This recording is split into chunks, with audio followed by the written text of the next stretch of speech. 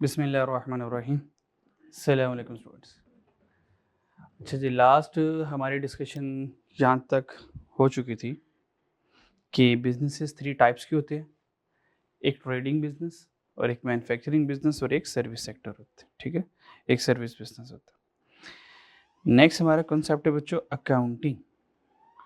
Accounting है क्या और अकाउंटिंग कितने तरह की है, ठीक है? अच्छा जी, अकाउंटिंग बच्चों 3 तरह की है। हम 3 तरह की टोटल अकाउंटिंग पढ़ते हैं। एक को कहते हैं फाइनेंशियल अकाउंटिंग, एक को कहते हैं कॉस्ट अकाउंटिंग और एक को कहते हैं जी मैनेजमेंट अकाउंटिंग। ये कॉस्ट और मैनेजमेंट अकाउंटिंग हमेशा इकट्ठे पढ़ी जाती है। मैनेजमेंट अकाउंटिंग कॉस्ट अकाउंटिंग के बगैर नहीं पढ़ी जाती, और अगर सिर्फ कॉस्ट अकाउंटिंग पढ़ लें तो कोई डिसीजन नहीं कर सकते। अब टोटल 3 अकाउंटिंग है। तो अगर वैसे जर्नल देखा जाए, फाइनेंशियल अकाउंटिंग अलग कैटेगरी की है, ये कॉस्ट और मैनेजमेंट को दोनों को हम कंबाइन कर लेते होते हैं, तो ये बन जाती है कॉस्ट एंड मैनेजमेंट अकाउंटिंग। और अगर अलग अलग करना चाहें तो फाइनेंशियल अलग होती है, कॉस्ट अलग होती है और मैनेजमेंट अकाउंटिंग अलग होती है। ठीक हो गया? और कॉस्ट एंड मैनेजमेंट अकाउंटिंग हमेशा एक साथ रहती है, हमेशा एक साथ रहती है। अब देखते हैं फाइनेंशियल अकाउंटिंग है क्या। फाइनेंशियल अकाउंटिंग ये है, बिजनेस की जितनी भी फाइनेंशियल ट्रांजैक्शंस होंगे, बिजनेस की जितनी भी फाइनेंशियल ट्रांजैक्शंस होंगी, उनको हम क्या करेंगे? रिकॉर्ड करेंगे। क्या करेंगे जी? रिकॉर्ड करेंगे। फिर इनको क्लासीफाई करेंगे। आगे इंशाल्लाह हम पढ़ेंगे कि कोई एसेट होगा, कोई एक्सपेंस होगा, कोई कैपिटल होगा, कोई इनकम होगा, कोई एक्सपेंस होगा। हम क्या करेंगे? बिजनेस की ट्रांजैक्शन को सबसे पहले क्या करेंगे जी? रिकॉर्ड करेंगे। फिर क्या करेंगे? क्लासीफाई करेंगे। फिर समराइज करेंगे। समराइज करेंगे ताकि क्या कर सके? ताकि प्रिपेयर कर सके फाइनेंशियल स्टेटमेंट। ताकि क्या प्रिपेयर कर सके? Financial statement. फिर फाइनेंशियल स्टेटमेंट की हम इंटरप्रिटेशन करेंगे और यहां से कंपनी की कुछ डिसीजन मेकिंग करेंगे। ठीक है जी? तो अब फाइनेंशियल अकाउंटिंग है क्या? आपके लिए simple, record financial transaction of a business. हम बिजनेस की फाइनेंशियल ट्रांजैक्शन को रिकॉर्ड करेंगे टू प्रिपेयर फाइनेंशियल स्टेटमेंट। 5 तरह की फाइनेंशियल स्टेटमेंट्स हम बनाते हैं। कितनी तरह की जी? 5 तरह की। कौन कौन सी?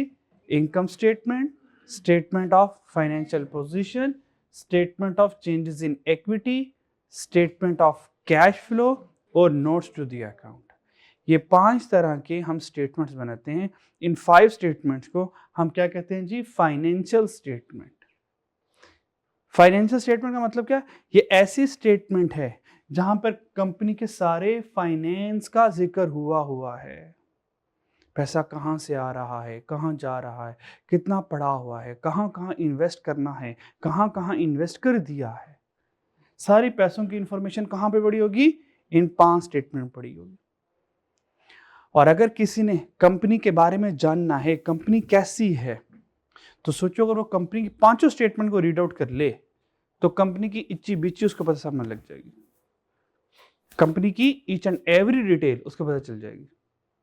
ठीक है जी? तो ये फाइनेंशियल अकाउंटिंग होती है। खैर हमारा हिस्सा ये नहीं है, ये FA1 FA2 वाला हिस्सा। हमारा हिस्सा यहाँ से शुरू होता है, ये वाला हमारा एरिया। मैनेजमेंट अकाउंटिंग, जो मैनेजमेंट अकाउंटेंट होता है, पहले वो कॉस्ट अकाउंटिंग पढ़ता है, फिर मैनेजमेंट अकाउंटिंग की तरफ आता है। कॉस्ट अकाउंटिंग क्या होती है? कॉस्ट, जैसे कि कल वाली एग्जांपल में याद है, हमने देखा कि एक शर्ट को बनाने की कॉस्ट क्या होगी। एक शर्ट को बनाने की कॉस्ट क्या होगी? तो कॉस्ट अकाउंटिंग में हम क्या करते हैं? बिजनेस की पर यूनिट कॉस्ट कैलकुलेट करते हैं। कॉस्ट अकाउंटिंग में क्या करते हैं? बिजनेस की पर यूनिट कॉस्ट कैलकुलेट करते हैं। मिसाल के तौर पर मेरी मोबाइल की फैक्ट्री है, मैं एक मोबाइल बनाता हूं, तो एक मोबाइल को बनाने में मेरी कितनी कॉस्ट आ रही है, ये कैलकुलेट करना किसका काम है जी? कॉस्ट अकाउंटेंट का काम है। ये कॉस्ट अकाउंटिंग है। मेरा शू का बिजनेस है, एक शू पेयर कितने का बनाता हूं, तो ये क्या है? Cost accounting. मेरी बाइक का बिजनेस है, एक बाइक कितने की बनाता हूं, ये कॉस्ट अकाउंटिंग। मेरा एसी का बिजनेस है, एक एसी कितने का बनाता हूं, ये मेरी क्या है जी? Cost account. तो कॉस्ट अकाउंटिंग क्या है जी? कैलकुलेट करना cost per unit of a business. Per unit mean एक प्रोडक्ट। बात समझ आ रही है? फर्नीचर का बिजनेस है, एक चेयर कितने की बनाता हूं, तो एक चेयर की कॉस्ट कैलकुलेट करना, ये कॉस्ट अकाउंटिंग होता है जी। कॉस्ट क्यों कैलकुलेट करें, क्यों जरूरी है? क्योंकि कॉस्ट का मालूम होगा, कॉस्ट का पता होगा, तभी जाके तो कोई सेलिंग प्राइस तय कर पाएंगे ना, तभी जाके कोई सेलिंग प्राइस तय कर पाएंगे। पहले मुझे कॉस्ट ये तो बताओ मैं बना कितनी कराऊं, मतलब पहले ऐलान कर दूं मैं 100 रुपए की बेचूंगा, जबकि मुझे खुद को नहीं पता अभी बनने की कितने की। तो अगर मैं 100 का ऐलान कर दूं और बचा रहा 110 की, तो मैं खुद बना रहा हूं, तो बिजनेस की तो रेपुटेशन स्टेक पे चलेगी ना, फिर तो गलत डिसीजन हो गया। तो सबसे पहले first of all we have to calculate cost. क्यों कॉस्ट कैलकुलेट करेंगे? ताकि to determine selling price of a product, ताकि हम प्रोडक्ट की सेलिंग प्राइस तय कर पाए। क्या कॉस्ट अकाउंटिंग क्लियर हो गई? आप बताएं कॉस्ट अकाउंटिंग क्या है?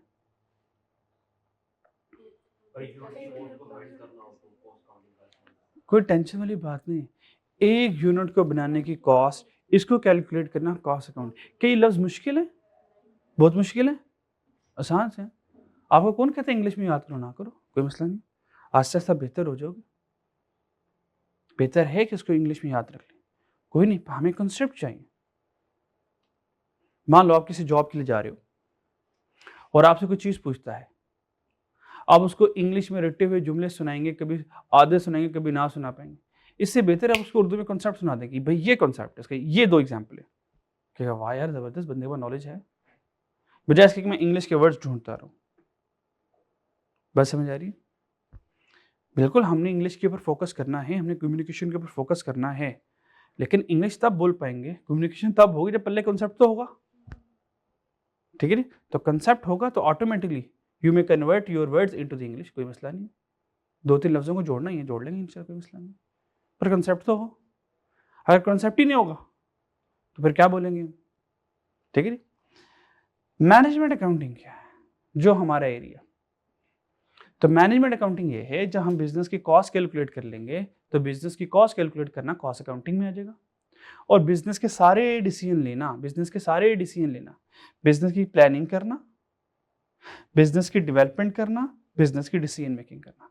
क्या प्लान करना, प्राइस कितने रखें, ये प्लान हो रहा है, कितनी एडवर्टीजमेंट करनी चाहिए, कौन सी प्रोडक्ट बनाएं, कौन सी ज्यादा बनाएं, कौन सी कम बनाएं, कौन सी ना बनाएं, कलर क्या रखें, पैकेजिंग क्या रखें, उसका डिजाइन क्या रखें, ये सारा प्लान करना। बिजनेस की प्रोडक्ट को डेवलप करना, हमने कहा यार एक प्रोडक्ट पुरानी होगी, उसके अंदर कुछ नई इंग्रेडिएंट ऐड करते हैं, नया फ्लेवर लेकर आते हैं, ताकि लोग दोबारा से हमारी प्रोडक्ट की तरफ पलट आए। बिजनेस की डिसीजन मेकिंग करना, नंबर ऑफ वर्कर्स कितने रख लेने चाहिए, कौन से वर्कर रखने चाहिए, ट्रेनिंग करवाएं या ना करवाएं, मशीनों से काम करवाएं या लेबर से काम करवाएं, रॉ मटेरियल कहाँ से खरीद कर लेकर आए, ये सारे फैसले हम मैनेजमेंट अकाउंटिंग में करते हैं। तो management accounting is about business planning, business development and business decision. जबकि कॉस्ट अकाउंटिंग क्या है, कैलकुलेशन का नाम है। मैनेजमेंट अकाउंटिंग क्या है, डिसीजन का नाम है। और फाइनेंशियल अकाउंटिंग क्या करती है, बिजनेस की फाइनेंशियल ट्रांजैक्शन। अच्छा, ये एक यूनिट को कैलकुलेट नहीं करेगी, ये वाला भाई साहब हम क्या बना रहे हैं और वो कितने की बना रहे हैं, इसको कोई लेना देना नहीं है। ये देखता है बिजनेस में क्या आ रहा है, क्या जा रहा है, मैं कहता मैं सबको रिकॉर्ड कर दूंगा। बात समझाइए? ये 3 अकाउंटिंग है, इन तीनों में कोई फर्क और तीनों में कोई प्रॉब्लम हो तो मुझसे पूछ लो। चले जी आगे, फिर चले आगे चलते हैं। अच्छा, यहां से अब हमारा एरिया शुरू हो गया, किताब का एरिया। अब यहां से अब किताब वाली चीजें आ गई। What is management? मैनेजमेंट क्या होती है? बिल्कुल, मैनेजमेंट का मतलब यह है कि नंबर ऑफ पीपल होंगे जो कि बिजनेस को चला रहे होंगे और बिजनेस को मैनेज कर रहे होंगे, ये मैनेजमेंट है। कोई एग्जांपल दे सकते हो किसी बिजनेस में या किसी भी चीज की मैनेजमेंट की एग्जांपल दे सकते हो? बोर्ड ऑफ डायरेक्टर, चलो कोई हल्की एग्जांपल हो। कॉलेज की एग्जांपल। अब कॉलेज की एग्जांपल, कॉलेज वाले क्या करते हैं, कॉलेज का स्टाफ होगा, जैसे कि एक भाई रिकॉर्डिंग कर रहे हैं इस वक्त, ये मैनेज किया हुआ ना उन्होंने कि भाई आपने इस टाइम पर आना है, इतनी रिकॉर्डिंग करनी है, फिर ये रिकॉर्डिंग के बाद फिर एडिटिंग वगैरह भी उसकी होगी, ये मैनेज है, ठीक है। फिर एक आ जाएंगे, भाई आज सर आपने क्या पढ़ाया, हम रिकॉर्ड करके बच्चों को बता दें, ये मैनेजमेंट है। कौन सी क्लास किस रूम में होनी है, कब होनी है, कितनी होनी है, ये मैनेजमेंट है, ठीक। फिर आपका फी का स्ट्रक्चर है, बुक्स का मामला है, प्रिंटिंग है, टेस्टिंग है, ठीक है, सारा का सारा लेक्चर्स हैं, ये सारा का सारा क्या है, मैनेजमेंट है। अच्छा जी, तो मैनेजमेंट क्या है? Management can be defined as the process of planning. क्या ये कॉलेज वालों ने सारा कुछ प्लान किया होगा कि किस टीचर की कब क्लास होगी? मान लें मैं इस वक्त तकरीबन मल्टीपल सब्जेक्ट टीच कर रहा हूँ, एसीसी के सब्जेक्ट भी टीच कर रहा हूँ अभी और सीए के सब्जेक्ट भी टीच कर रहा हूँ। अब उन्होंने देखना कि सर इस टाइम फ्री हैं या नहीं है, इस टाइम पर इनकी क्लास लग सकती है या नहीं लग सकती, ये उन्होंने प्लान करना है, ठीक है जी। फिर ऑर्गेनाइज करेंगे, फिर चीज़ों को ऑर्गेनाइज भी करना है। ऐसे नहीं करना सर आज क्लास ना हम 7:30 कर लेते हैं, कल को 8:30 कर लेंगे, परसों को 9:30 कर लेंगे, ना टीचर को पता चल पाएगा, ना क्या पता चल पाएगा, स्टूडेंट को पता चल पाएगा। तो वो ऑर्गेनाइज करेंगे चीज़ों को ताकि चीज़ों को फॉलो करना आसान हो। डायरेक्टिंग करेंगे, फिर डायरेक्ट करेंगे, चीज़ों को देखते भी रहेंगे, अगर कहीं के चीज़ें खराब हो रही होंगी उनको आके सही करेंगे, तो उसको डायरेक्शन भी देंगे उसको। Controlling the effort of people, controlling the effort of the people working towards achieving the organization goal। तो जो ऑर्गेनाइजेशन का गोल होगा, ऑर्गेनाइजेशन का गोल क्या है यहाँ पे कि भाई सारे स्टूडेंट को इफेक्टिव लर्निंग एनवायरनमेंट मिल जाए। तो ये ऑर्गेनाइजेशन का, एक इंस्टीट्यूट का, एक कोचिंग सेंटर का, एक कॉलेज का ये कॉमन गोल है कि जो बच्चे पढ़ने आ रहे हैं उनको इफेक्टिव स्टडी इन्वायरमेंट मिल जाए, उनको बेहतरीन स्टडी इन्वायरमेंट मिल जाए, ये कॉमन गोल है। और इस कॉमन गोल को अचीव करने के लिए जो जो काम किए जाएंगे वो सारे के सारे मैनेजमेंट के अंडर होंगे। क्लियर हो गया जी? तो मैनेजमेंट क्या है?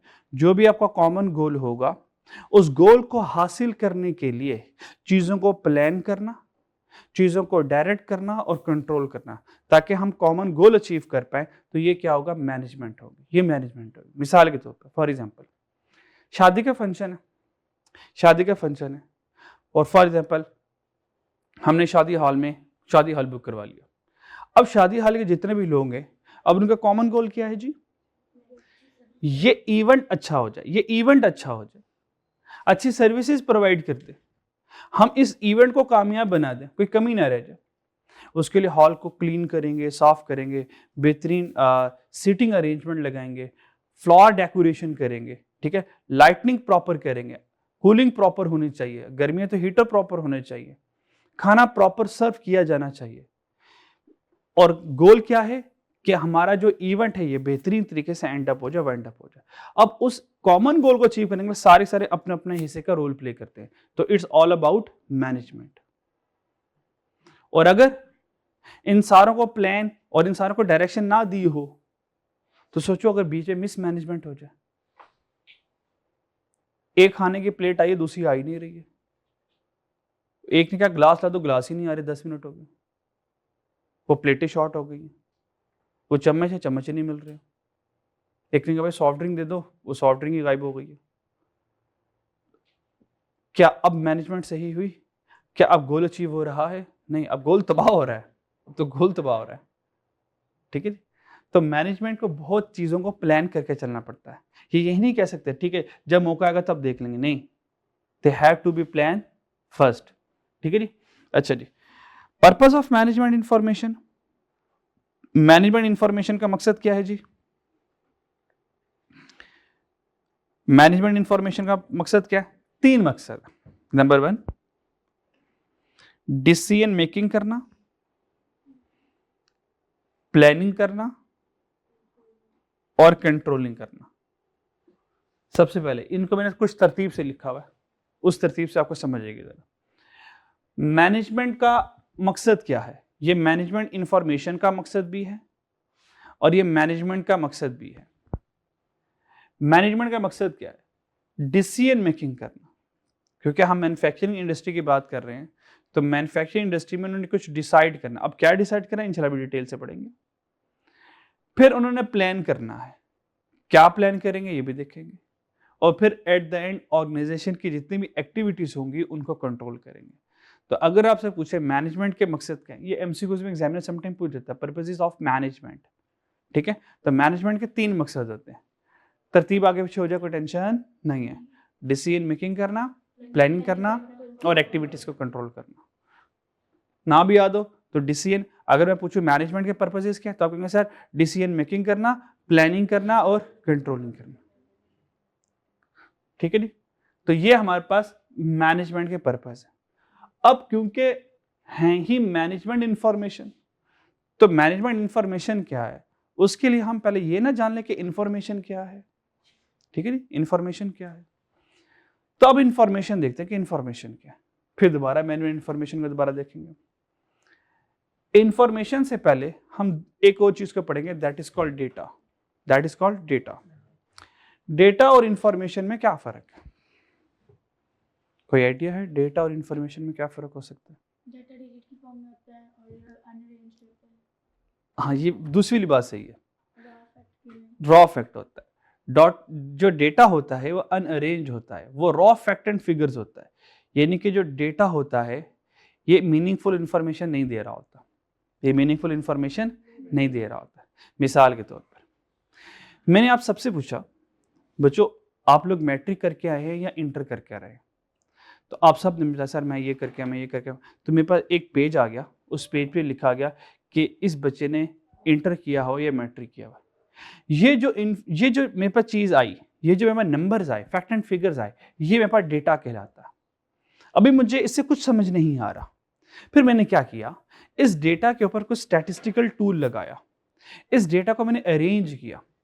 मैंने कहा ये तो देखो ठीक है बच्चे इंटर करके आए हैं, पर इंटर में कौन क्या करके आया, तो पता चला ज्यादातर लोग मेडिकल बैकग्राउंड से आए हैं।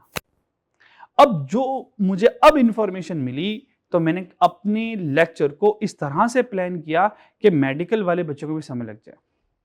मुझे पता है इनका मैथमेटिकल पोर्शन वीक होगा कि इन्होंने मैथमेटिक्स की ही नहीं है, और अगर इंजीनियरिंग वाले स्टूडेंट ज्यादा होते तो मैं अपने लेक्चर को ऐसे प्लान करता, यार इनको तो कैलकुलेशन तो ऐसे करके समझ लग जानी है, क्योंकि इन्होंने 2 साल तो टिका के मैथ पढ़ी है, तो मुझे कैलकुलेशन में कोई परेशानी होने वाली नहीं है। तो मैं कैलकुलेशन का पार्ट आराम से उनसे जल्दी भी करवा सकता हूँ, कंसेप्चुअल पार्ट में थोड़ा सा टाइम लगा लूंगा। लेकिन मैंने देखा कि नहीं यार मेडिकल वाली स्टूडेंट बैठे हुए हैं, अब अगर मैंने कैलकुलेशन जल्दी से करवा दी तो बहुत सारे बच्चों की ये ऊपर से गुजर जानी, बाउंस हो जाना, उनको समझ नहीं हुआ क्या, क्योंकि वो मैथमेटिक्स में इतने यूज टू नहीं है। ठीक है जी, तो अब मैं अपने लेक्चर को उस तरह से प्लान करूंगा। तो जो मैंने पहले आपसे फैक्ट एंड फिगर्स ली, ये डेटा होगा, इससे कोई इंफॉर्मेशन नहीं मिल रही। लेकिन जैसे ही डेटा को अरेंज कर लूं, कोई कॉलम के फॉर्म में लिख लूं, कोई तरतीब लगा लूं, अब वो डेटा से इंफॉर्मेशन आना शुरू हो जाए, वो मीनिंगफुल फॉर्म, मीनिंगफुल डेटा, ये इंफॉर्मेशन होती है। और या डेटा प्रोसेस हो जाए तो वो इंफॉर्मेशन होती है। Got it? अब जरा डेटा की डेफिनेशन देखें क्या है। डेटा क्या है जी?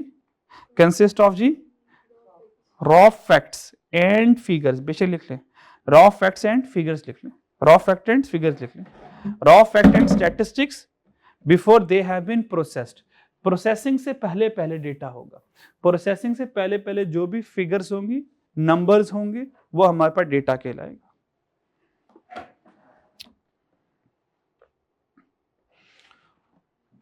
और इंफॉर्मेशन कब बनेगी बच्चों?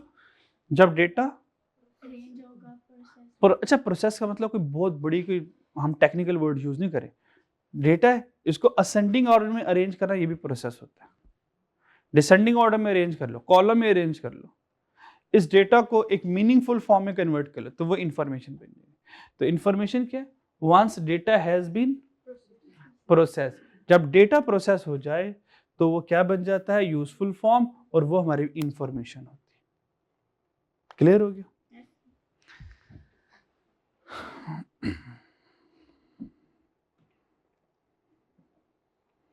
चले जी, अगर समय लग गया तो क्वेश्चन नंबर 1 करें जरा। क्या बता सकते हैं इनमें से इंफॉर्मेशन की कौन सी ऑप्शन सही होगी?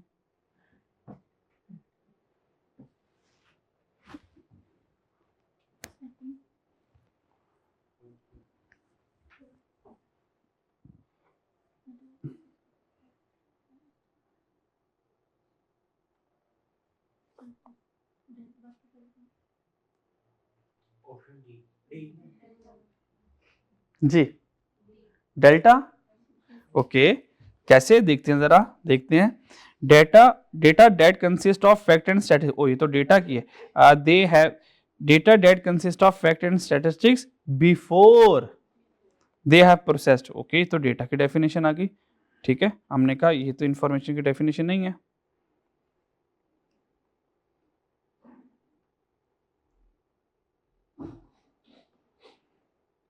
तो ये तो नहीं है data date consist of number letter ये भी डेटा की facts that have been summarise program बन रहा है इंफॉर्मेशन का बन रहा है ना यहाँ पे मोड बना रहा है कि भाई डेट फैक्ट्स हैं वो क्या हो गए जी सिमराइज हो गए हैं बट नॉट येट प्रोसेस्ड ओ लेकिन अभी प्रोसेस नहीं हुए into form that is suitable for making decision कहता है वो अभी प्रोसेस नहीं हुए डिसीजन मेकिंग के लिए तो ये भी डेटा नहीं है ये भी इंफॉर्मेशन नहीं है तो बच कौन गया फिर डेल्टा समटाइम आप एमसीक्यूज ना दो तरह से करोगे दो तरह से नंबर 1 डायरेक्ट कंसेप्ट वाले को ढूंढ लो दूसरा सबको गलत कर दो जो नहीं उनको गलत करते रहो जो बच जाए फिर वही सही होगा विषय समझ आए या ना आए ठीक है जी तो डेटा क्या है डी वाला data that has been process बस आगे पढ़ने की जरूरत ही नहीं है बस प्रोसेस हो गया इंफॉर्मेशन बन गई आगे जो मर्जी कहानी सुनाता रहे मुझे आगे तो मैंने पढ़ना ही नहीं है ठीक है जी खैर पढ़ भी लें तो ये इंफॉर्मेशन बन जाएगी डेल्टा ऑप्शन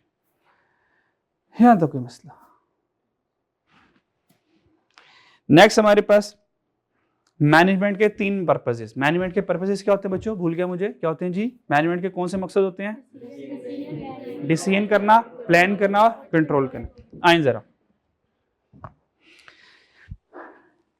अच्छा जी सबसे पहले क्या करेंगे जी जनाब डिसीजन मेकिंग करेंगे अच्छा प्लानिंग को भी पहले नंबर पे लेकर आ सकते हो प्लानिंग को पहले नंबर पे लेकर प्लान कर लो फिर डिसाइड कर लो फिर प्लान कर लो जो मर्जी कर लो ये दोनों अल्टरनेटिवली एस ये कह लें कि एज पर सिचुएशन ये डिपेंड करता है समटाइम डिसीजन मेकिंग पहले करनी पड़ जाती है समटाइम हमें प्लान पहले करना पड़ जाता है ये डिफरेंट सिनेरियोज के ऊपर डिपेंड करता है नंबर 1 डिसीजन मेकिंग करनी है भाई डिसीजन मेकिंग 2 तरह की होगी एक शॉर्ट रन की और एक लॉन्ग रन की अच्छा शॉर्ट टर्म डिसीजन मेकिंग क्या होता है day to day business operation ये शॉर्ट टर्म है मिसाल के तौर पर अगर घर में शॉर्ट टर्म डिसीजन मेकिंग करनी है तो क्या होती है क्या पकाना है जबरदस्त क्या बात है क्या पकाना है सबसे बड़ी लड़ाई तो यही होती है अम्मा से जब भी पूछ लो अम्मा रोज पूछें ये बना लें हमने कहा फिर हमसे पूछ रही हैं फिर हम बता दें क्या फिर हम जो बताते हैं अम्मा कहते हैं नहीं बैंगन पकेंगे ठीक है जी तोरियां पकेंगी तो हमने कहा कौरमा बना लें बिरयानी बना लें तो अम्मा कहेंगी नहीं तुमने कहा फिर पूछ क्यों रही होती है फिर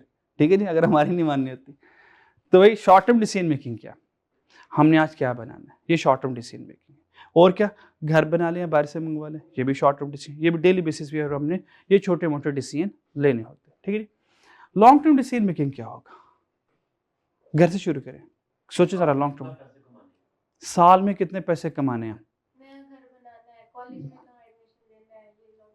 हाँ कोई गाड़ी लेनी है कोई बाइक लेनी है कोई हमने आगे कॉलेज में पढ़ना है ठीक है या मेरा गोल क्या है अर्निंग का गोल क्या होगा मुझे आगे जॉब क्या करनी है डिसीजन मेकिंग है ठीक है कोई घर का फर्नीचर बदलना है तो प्लान कर लेंगे यार 2 साल बाद फर्नीचर बदल देना है ऐसी ठीक है जी हमने 3 साल बाद ये पर्दे बदल देने हैं ठीक है जी 4 साल बाद घर ही बदल देना है अपने 5 साल बाद अपने आप को ही बदल देना है हमने ठीक है जी तो ये सारे कौन से होंगे लॉन्ग टर्म डिसीजन लेंगे बच्चे जो शॉर्ट टर्म बिजनेस के डिसीजन होंगे ना वो रोजमर्रा ले रहे होंगे अब बिजनेस में आके सोचो जरा बिजनेस में शॉर्ट टर्म डिसीजन क्या हो सकते हैं अब ये नहीं कहना क्या पकाएं अब बिजनेस में क्या पकाएं तो नहीं हो सकता है ना ठीक है जी मान लो हम बाइक्स बनाते हैं हमारा बाइक्स का बिजनेस है सोचो डेली पे क्या डिसीजन हो रहा होगा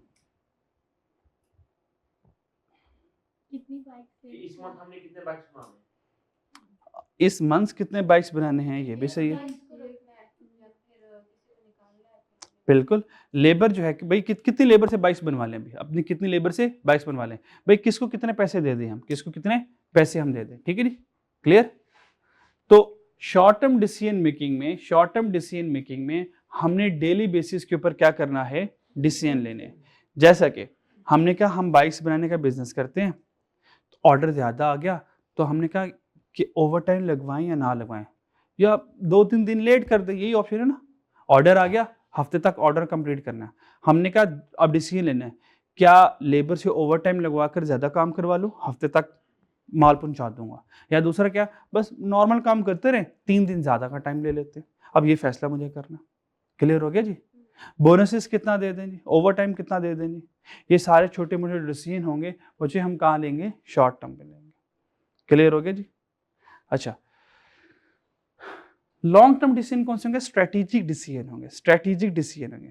स्ट्रेटेजिक डिसीजन का मतलब है क्या होता है, खुद बताओ पहले, फिर मैं बताता हूँ। बिजनेस को कैसे आगे बढ़ाएंगे? स्ट्रेटजी के साथ जैसे वो सॉफ्टवेयर कंपनीज में देखते हैं कि कितने प्रोजेक्ट्स पे हमें काम करना है। ओके ओके, और कुछ कह रहे, कुछ ना कुछ बोल। अच्छा, ज़्यादातर क्या होगा मुझे बताएं, जब मैं आपसे क्वेश्चन पूछूंगा ज़्यादातर क्या होगा, आप मुझे गलत जवाब देंगे, तो मैंने कौन सा आपको फांसी की सजा दे देनी है। मैंने क्या ना भाई, बाहर जल्लाद खड़ा, मैंने कहा भाई ये ना भाई ने गलत जवाब दिया, बाहर जाते इसको 2 कोड़े मार देना ज़रा। ऐसा कोई सीन होने वाला है? नहीं, ऐसा कोई सीन होने वाला। तो गलत जवाब दे, आप गलत जवाब दे भी दे, मैंने क्या करना है, कुछ नहीं कहना मैंने आपको। ज़्यादातर क्या होगा, थोड़ी सी बेइज्जती कर दूंगा आपकी, बस थोड़ी सी बेइज्जती। अब थोड़ी सी बेइज्जती के लिए इतना तो कर ही सकते हैं आप, हिम्मत करें, शाबाश करें। गोल को हासिल करने के लिए जो काम करना है। ओके, और चीज प्लान करके और स्ट्रैटेजिक डिसीजन क्या होंगे, स्ट्रेटजी के साथ डिसीजन मेकिंग करना, मतलब किस तरह हमने इक्वल साइज चलना है। सोच समझ के। अच्छा, अब मैं बताता हूँ, स्ट्रैटेजी का मतलब होता है बड़े डिसीजन लेना, बिग डिसीजन लेना। बड़े डिसीजंस को स्ट्रैटेजिक डिसीजन लेते हैं। जैसा कि हमने घर बदलने का प्लान किया, ये छोटा डिसीजन नहीं है, पता नहीं अगला घर हमें कैसे मिलता है, कितना महंगा मिलता भी है कि नहीं मिलता है, वहाँ की कम्युनिटी कैसी होगी, ये बड़ा डिसीजन, ये छोटा मोटा डिसीजन नहीं है। पहली बात समझ आ रही है? तो स्ट्रैटेजिक डिसीजन में हम लॉन्ग टर्म में लेते हैं। मेरा बाइक का बिजनेस है, मेरा स्ट्रैटेजिक डिसीजन क्या होगा, मैं पूरी बाइक बदलने जा रहा हूँ, मैं पूरी बाइक बदलने जा रहा हूँ। मिसाल के तौर पर मैंने कहा हम अब इलेक्ट्रिक बाइक्स बनाएंगे, तो सारे रिसोर्सेज को इलेक्ट्रिक बाइक्स के ऊपर शिफ्ट करना ये आसान काम नहीं है। पूरी बिजनेस तकरीबन आधा चेंज हो रहा है, क्योंकि इलेक्ट्रिक बाइक्स के अपने पार्ट्स आएंगे।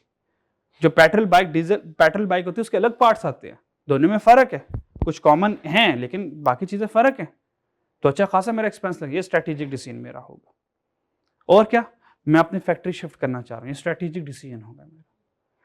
अगला सबसे हैवी, मैं अपने प्रोडक्ट की नेचर ही बदलने जा रहा हूँ, मैं बाइक को छोड़ के मैं गाड़ियाँ बनाना शुरू कर रहा हूँ, या बाइक का बिजनेस ही छोड़ के कपड़ों के बिजनेस की तरफ मूव कर रहा हूँ, ये स्ट्रैटेजिक डिसीजन होगा। ठीक है जी? तो स्ट्रैटेजिक डिसीजन लॉन्ग रन, जल्दी पढ़ लेते हैं बच्चों, शॉर्ट रन में लॉन्ग रन क्या आते हैं, फिर बाकी इंशाल्लाह कल करेंगे। तो शॉर्ट रन में सबसे पहले देख लेते हैं जी, शॉर्ट रन में क्या होगा जी, which product to make and detail scheduling production activity. आज कौन सी प्रोडक्ट बनानी है, ठीक है जी, हम कौन सी प्रोडक्ट बनाएं। अगर हम बाइक ही बनाते हैं तो फिर ये डिसीजन लेंगे कौन सी प्रोडक्ट बनाए, भाई बाइक बनाने तो बाइक ही बनाएंगे। लेकिन अगर हमारा रेस्टोरेंट है और मैं डिफरेंट वैरायटी ऑफ डिशेस बनाता हूँ, तो फिर मैं डिसाइड करूंगा आज के दिन ये बनाएंगे, आज के दिन ये बनाएंगे। ओवर टाइम लेबर को कितना मिलेगा, इन्वेंट्री रॉ मटेरियल अपने पास कितनी संभाल के रखूंगा, क्योंकि रोज रॉ मटेरियल नहीं इस्तेमाल होना, रॉ मटेरियल 6 माह बाद इस्तेमाल नहीं होना, तो इन्वेंट्री कितनी संभालूं। लॉन्ग टर्म डिसीजन मेकिंग में क्या होगा, which product to continue to produce and sell, SELL लिख लो बेशक, SELL। भाई किस प्रोडक्ट को डिसकंटिन्यू करना है, छोटा डिसीजन है। क्या रोज हम प्रोडक्ट बदलते रहेंगे, नहीं, ये बड़े सोच समझ के फैसला लेना पड़ेगा। किस प्रोडक्ट को हम बनाएं, किस प्रोडक्ट को हम ना बनाएं, तो कंटिन्यू करना और उसको बेचने का फैसला। Which product to withdraw from manufacturing, इस प्रोडक्ट को आज के बाद नहीं बनाएंगे क्योंकि इसके ऊपर लॉस आ रहा है। How many staff to employ रोज बदलूंगा। वेदर और not to invest in new machine and equipment, नई मशीन खरीदूं या ना खरीदूं, ये स्ट्रैटेजिक डिसीजन मेरा होगा। गॉट इट बच्चों? तो ये वो डिसीजन हैं जो प्लानिंग के तौर पर ही आते हैं, लेकिन ये बिजनेस को स्टार्ट करने से पहले हमारे होने चाहिए कि मैं ये प्रोडक्ट को डिसाइड करूंगा, ये बनाऊंगा। ठीक है जी? तो प्लानिंग और decision making sometime alternatively word use हो जाते हैं। ठीक है जी? आज के लिए इतना काफी है, कल इंशाल्लाह ताला स्टार्ट फ्रॉम दी प्लानिंग क्या है और फिर बताऊंगा कंट्रोलिंग क्या है। कोई सवाल है तो पूछ ले। काफी हद तक सेम ही है, ये सेम ही अल्टरनेटिव ही है। वो जो डेफिनेशन है मिनिमम उसकी अकाउंटिंग की, पेमेंट अकाउंटिंग की जो सबसे ऊपर दिया, हम्म। तो इसके नीचे मैनेजमेंट की मैनेजमेंट इंफॉर्मेशन वाली, Yes, sir. What is management वाली, Yes, sir. ये कहाँ से किया मतलब ये definition? ये कैप्लन की है, ये डेफिनेशन कैप्लन की है। अच्छा डेफिनेशन ना डिफरेंट, आप कहेंगे ना व्हाट इज मैनेजमेंट, आपको 10 किताबों में 10 डिफरेंट वर्ड्स नजर आएंगे, लेकिन सबका थीम कॉमन होता है। ये लॉ नहीं है, लॉ की वर्डिंग सेम रहती है, लॉ की वर्डिंग चेंज की इजाजत नहीं है, लेकिन ये सारे जो बिजनेसेस हैं, जारी जो अदर्स बुक्स हैं, इसमें थीम एक सा होगा, थीम सेम होगा, लेकिन सारों के अपने अपने वर्ड्स होंगे चीजों को डिस्क्राइब करने का। ठीक है जी। अब ये नहीं कि आप कहें सर ये डेफिनेशन हतमी नहीं है, it's not the final definition. आप किसी और किताब से चैट जीपीटी से पूछने व्हाट इज मैनेजमेंट, वो कोई और कहानी सुना देगा, लेकिन प्लानिंग ऑर्गेनाइजेशन वाले कुछ ना कुछ वर्ड्स मिलते जुलते नजर आ रहे होंगे आपको। गूगल में कर गए, गूगल कोई और आपको डेफिनेशन सुना रहा होगा, किताबों में देखेंगे कोई और, लेकिन सबका थीम एक ही होगा, थीम चेंज नहीं होगा। तो थीम को चेंज नहीं करना, बाकी अपने वर्ड्स में लिख लें, हमने कौन से रट्टे मारने। ठीक है, इसे अंडरस्टैंडिंग लेंगे, चीजों को डिस्क्राइब किया करेंगे। ठीक है जी, अल्लाह हाफिज।